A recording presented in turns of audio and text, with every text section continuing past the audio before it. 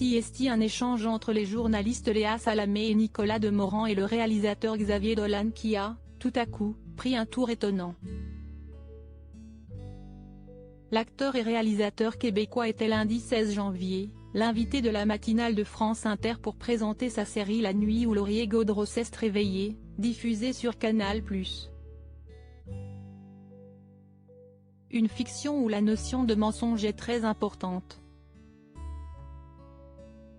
La vérité est notre grand combat, explique Xavier Dolan sur France Inter.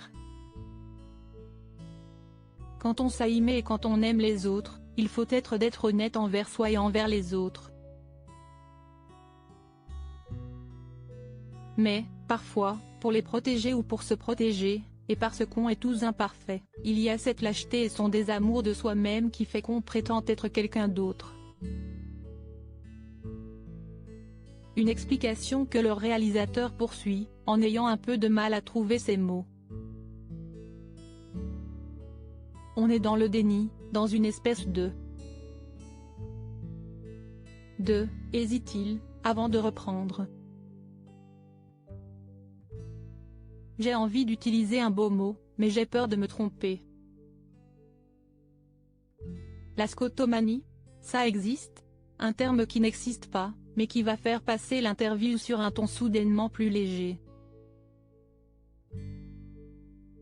De Raphaël Glucksmann à Nicolas Demorand, ces hommes qui ont marqué la vie de Léa Salamé. La blague de Léa Salamé à Nicolas Demorand scotomisé? C'est-à-dire refoulé.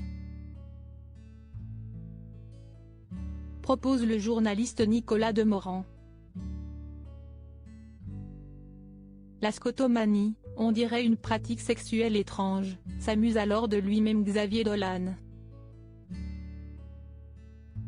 Il connaît bien Nicolas Demorand, là vous l'avez lancé, rétorque du tac au tac Léa Salamé, sans que l'on sache si sa blague fait référence au déni ou aux pratiques sexuelles étranges. Ça fait un peu philosophie dans le boudoir tout ça, plaisante à nouveau Xavier Dolan. Je crois que c'est un terme de psychanalyse, répond Nicolas Demorand, déterminé à conserver son sérieux. L'acteur et réalisateur québécois reprend ensuite le fil de ses pensées.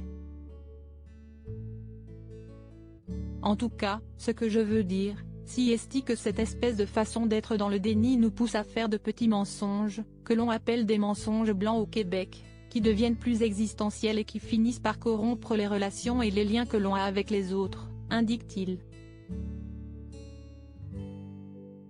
Crédit photo, capture d'écran France Inter.